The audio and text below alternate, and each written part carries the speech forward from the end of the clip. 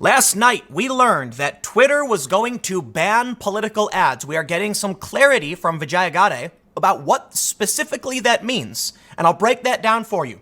But I want to highlight something very important. A move that won praise from Democrats and scorn from Donald Trump's presidential campaign. I'm not going to pretend that Donald Trump is playing 4D chess. He probably thinks it's a bad move, but let me assure all of you, this, from Twitter, is possibly one of the greatest gifts they could give to the Donald Trump campaign. Wow. I am so unsurprised that the Democrats would be celebrating this move, which will cause them insurmountable problems moving into 2020. And Twitter is assuredly giving Trump one of the greatest possible gifts you could ever imagine. Now you may be saying, but wait a minute. A bunch of Trump supporters are right now complaining. Donald Trump has raised record amounts of money. He's spending way more on digital ads. And then all of a sudden, Twitter shuts down political ads. Clearly, that is an attempt at shutting down Trump. No, no, it's not. No, it's not. And and we'll read this and I'll show you the proof. But can I just explain something very simple, which most of you already realize? Donald Trump tweeted ... and it got press coverage. There we are. I kid you not. Donald Trump tweeted 4 periods and it went viral and there were stories written about it. Donald Trump tweeted a joke picture of a dog and it went viral. Do you think Trump needs to buy press? No. It's why in 2016 he spent very little money but got $5 billion worth of free earned press. They can't stop. Do you think Democrats can compete with that? Nope. Now I'll break this all down and I want to show you some tweets that are, it's just so funny. It's so funny. Now listen, this is not on Twitter, okay? I actually, looking at what Twitter said the rules were about how they're going to ban ads, I find that respectable. I think it's a bad business decision. Political ads are going to be a huge sum of money. It may not be the bulk of Twitter's advertisement, revenue, but it's going to be large, and they're foregoing that. Their stock apparently went down. I can respect Twitter saying, you know what, we're not going to do political ads. But the Democrats are all clapping and cheering, and Trump is angry, but I'm like, dude, the Democrats are cheering as their ship is sinking. Like, you're gonna love these tweets I've got pulled up. Let's read the story first. However, before we get started, I have to do this. Go to timcast.com/donate if you want to support my work, and more importantly, just share this video to help me keep doing what I do. It's a fact now. We've seen the leaked data. There's a big expose. We know about P-scores and throttling. My channels are getting throttled. It's the way it is. News is contentious. If you think these videos are important, the only way I can continue doing it is through word of mouth. But let's read. Twitter Inc. will ban political advertising on its platform next month. The company's chief executive said on Wednesday, a move that won praise from Democrats. We've made the decision to stop all political advertising on Twitter globally, said Twitter CEO Jack Dorsey in a statement. We believe political message reach should be earned, not bought. And who earned the most in 2016? Donald Trump. So the tag for this on Twitter was something like in a rebuke to Facebook. What they're trying to claim is that, Facebook's been embroiled in this controversy because they said we will not police truth in political ads. And that's the right thing to do. It is complicated, though. I think Facebook's between a rock and a hard place. Somebody ran an ad claiming conservatives supported the Green New Deal, like Lindsey Graham specifically, and Facebook took it down. But here's the thing. The challenge that Facebook didn't realize is that there's a difference between perspective and lies, all right? And that's the challenge. Initially, this arose because Trump apparently ran an ad about Biden, saying he was corrupt and he was, doing these things in Ukraine. That's contentious, but not wrong, like not fake, okay? Whether or not Joe Biden did something wrong, a lot of people are saying there's no evidence, it's a conspiracy theory. Well, there are people claiming the opposite. How do you determine what is true or not? Facebook said, we don't know, we can't do that. But to come out and blatantly lie and say the conservatives support the Green New Deal, well, that's absurd, and we know that's not true. And Facebook takes that down. Now, here's the problem. Facebook is going to stop. Apparently, based on this, if you make an ad that's ridiculous to the point of absurdity, they'll take it down. Well, in that case, where's the line? And that's the problem. That's why I do think it was smart for Twitter to say, we're just not going to do it. I do have the Vijayagade saying, this is going to be everything. Like, you can't even do nonprofit advocacy. This is huge. I respect this. I think it's nuts. But let's read. Analysts do not expect the ban. This is interesting. Which takes effect on November 22nd to significantly reduce Twitter's business. Oh, okay, I'm sorry. They do not expect the ban to significantly reduce Twitter's business. Its shares fell about 2% in after-hours trading. Social media companies, including Twitter rival Facebook, face growing pressure to stop carrying ads that spread false information that could steer elections. And who decides what's true and what isn't? And this is the big challenge, right? There's a huge story. I want to say huge, but I tweeted about it. The New York Times reported that Vindman, this intelligence guy who testified, that the Ukrainians sought advice from him on how to deal with Rudolph Giuliani. They said, though they typically spoke in English. Okay, what was Giuliani doing in Ukraine, and why would Ukrainians need advice on how to deal with him? Is it perhaps because Giuliani was advancing foreign policy actions of Donald Trump? Yes, that is fair to say. Well, that's what Jack Posobiec did. Jack tweeted, breaking, Vindman was giving advice to a foreign government about how to deal with Trump's foreign policy, something to that effect. And then he put -NYT. That's true, right? So we're in a framing issue here now. Giuliani was pushing Trump's foreign policy actions because he wanted to. It's true. The New York Times then wrote a story saying Jack Posobiec claimed this, but the New York Times never said it. All of a sudden now you have, Oliver Darcy and CNN claiming Jack Posobiec lied and made it up. And you have these Twitter personalities being like, Jack made this up. But then people are posting the screenshot from the New York Times article saying it literally says this. And here is the big problem. Framing. What was Giuliani doing? Trying to push a foreign policy action on behalf of Trump as Trump's personal lawyer. Jack Posobiec framed it that way, probably because he was trying to show the egregious, like in his perspective, it was egregious that this guy Vindman was advising a foreign government to counter our own president regardless. The New York Times then takes it to say, we didn't specifically say foreign policy. We said Giuliani. Therefore, it's fake news. Now, what do? Who's correct? Man, it's all about perspective and framing. The fairest assessment is that Jack is correct, but was being hyperbolic to a degree. I think what he was saying, I understood what Jack was trying to say by that. But there's the problem. If you ran that ad, should you ban it? Man, I have no idea. Now, if Jack tweeted something like Donald Trump did a triple backflip off the roof of the White House, proving that he's the most physically fit, most people would think that's insane. And if you wanted to get rid of that and say that's not true, get rid of it. I mean, in that regard, no one would believe it. But, if you had an outright and obvious lie that everyone knew was false, okay, well, then that makes sense. So that's the main challenge here. I don't know if I care to get into all this anyway, but that's a good example. But let me do this. Let me just jump ahead and show you. They talk about Biden. Let me show you what Vijaya Gadde said. Will Aramis tweeted, "How does Twitter decide what constitutes an issue ad?" Vijaya Gadde, she's the woman who was on the Joe Rogan podcast with me. She said, "Hi, here's our current definition: ads that refer to an election or a candidate. That's obvious."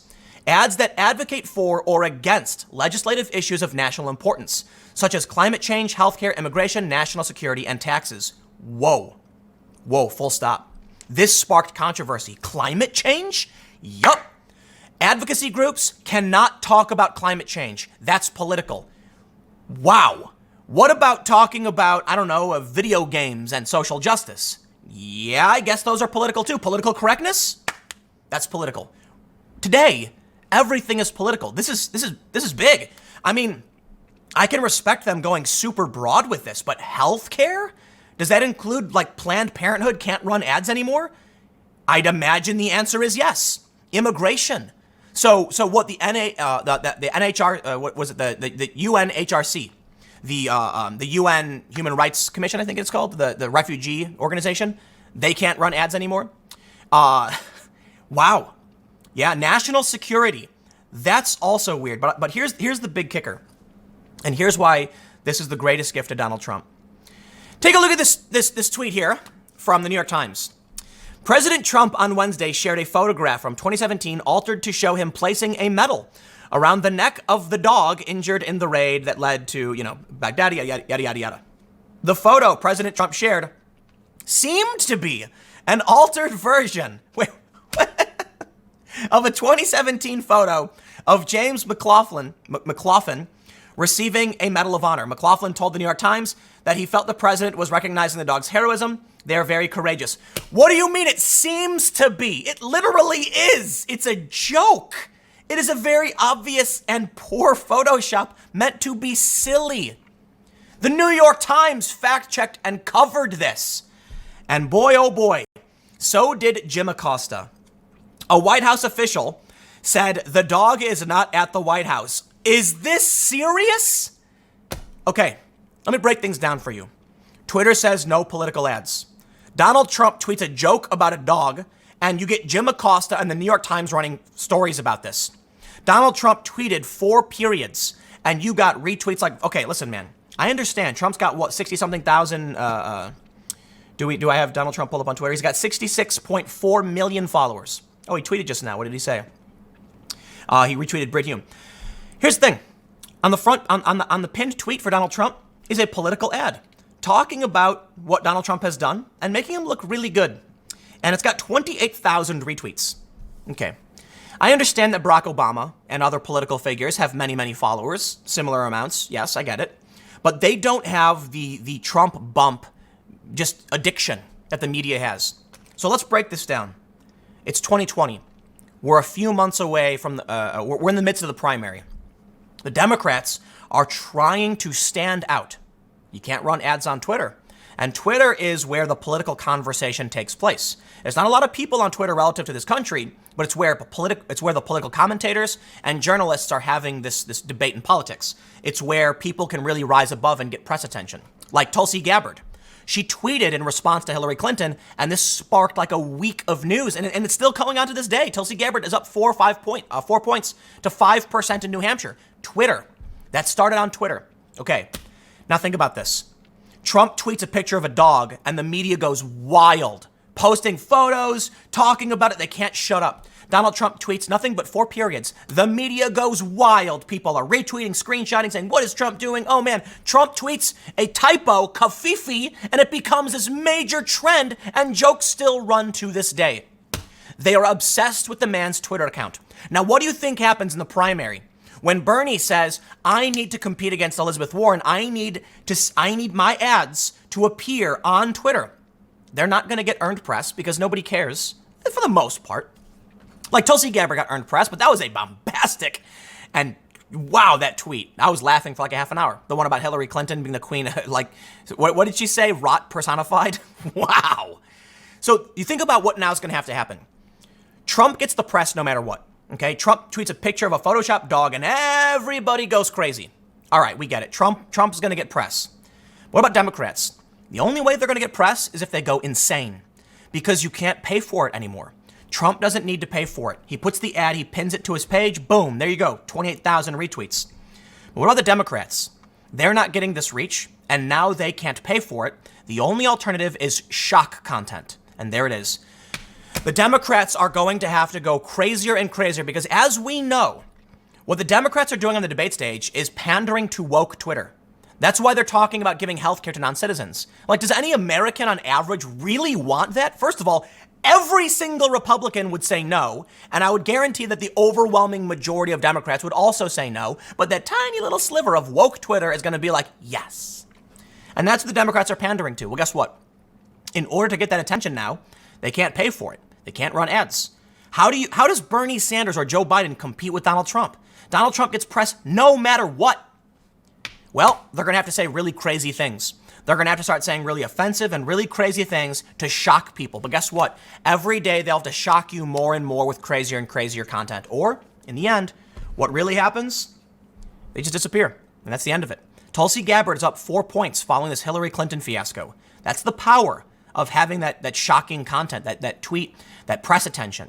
She earned the press thanks to Hillary Clinton. That's how you generate it.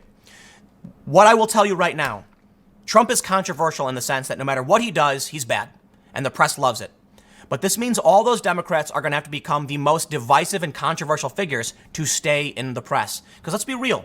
Go back to 2016. How did Trump get so much press attention? He said bombastic things. He said, what is his quote? Donald J. Trump is calling for a complete and total shutdown of Muslims entering the country until we can figure out what's going on. It was something like that. That's what he said, something like that. Okay, Google it because I don't have the exact quote, and if I misquoted him, it's not my intention. But he said things that were bombastic, that were very, very loud and boisterous and shocked people, and it worked. It worked, and we're entering that reality, and I think it's dangerous. But Twitter, seemingly saying we don't want to be involved anymore, is shutting down political ad buys. Well, there you go. Think about what this means for the midterms. It's not just about 2020. In the midterm elections, Trump will tweet something about a Republican in, I don't know, Kentucky, and be like, this Republican did X, Y, and Z, and the media is going to be like, Trump now standing behind so-and-so, and then Bernie is going to be like, we like this Democrat over here, and they're going to be like, that's nice, Bernie, but, Trump gets us better ratings, so we're going to talk about Trump more. And guess what? Those midterm Democrats, they can't buy ads. So you have the highest profile, Donald Trump's the highest profile Twitter account as far as I'm concerned, period. Like, nobody gets the press coverage he does. He can just snap his fingers and get the media to cover whatever he wants. Congratulations, Democrats. You played yourself. This is great for Trump. Well, I'll leave it there. Stick around. Next segment's coming up at 1 p.m. Let me just end by saying it's just so often that the Democrats cheer for their own demise. They complain that Mark Zuckerberg had a secret meeting with conservatives like Ben Shapiro. They push this conspiracy theory that Ben Shapiro is allowed to break the rules on Facebook. And then they beg Mark Zuckerberg to police political content. It's mind-numbingly backwards. It's like they're cheering as they go down the drain. And that's why I don't want to be on that sinking ship. I'm like, your ship is sinking, dude, and you're cheering for it. Like, I'm over here on the dock saying, like, guys, come back over here. Like, we're on solid ground, we're cool. And they're like, no, bigot, conservative. And I'm like, dude, standing on land while you're in a sinking ship doesn't make me conservative. Anyway, you get the point. I'll see you all at 1 p.m. on this channel.